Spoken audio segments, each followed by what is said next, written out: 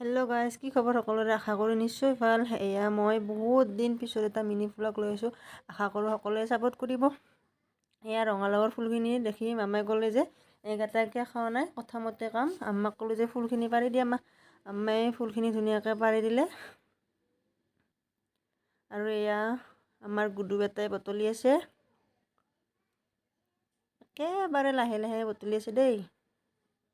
আপোনালোকে বাৰু খাইছেনে? সকলোৱে বাৰু খায়ে। ময়ো আগতে তেনেকৈ খোৱা নাই, কিন্তু আজি খাওঁ। এয়া ফুলখিনি লৈ আহিলোঁ, লৈ আহি পানীত এবাৰ গাটো ধুই দিওঁ বুলি ভাবিলোঁ। এয়া মাজৰ যিখিনি ফুল আছে সেইখিনি পেলাই দিম। ধুই আনি লৈ আহিলোঁ, কাঁহী এখনত দি দিলোঁ। ইয়াতে দি দিম মই, মোৰ ওচৰত একো বেচন নাই, তাৰ কাৰণে দি দিলোঁ চাউলৰ গুড়ি, অকণমান নিমখ, অকণমান সোৱাদ অনুসৰি নিমখ, অকণমান হালধি গুড়ি,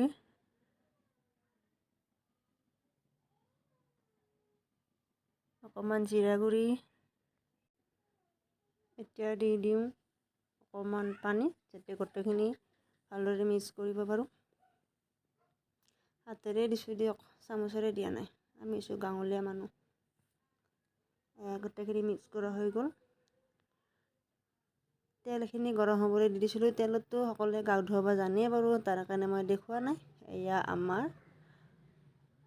লাওৰ ফুলৰ পকৰি ৰেডি। খাবলৈ কিন্তু বিৰাট সোৱাদ আছিলে। যদি কোনোবাই খোৱা নাই নিশ্চয় খাই চাব, ভাল লাগিব।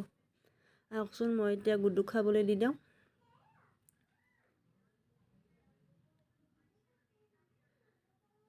এয়া গুডুক দি দিলোঁ। চাব দেই তাইক পুৰিব খাওঁতে। এয়া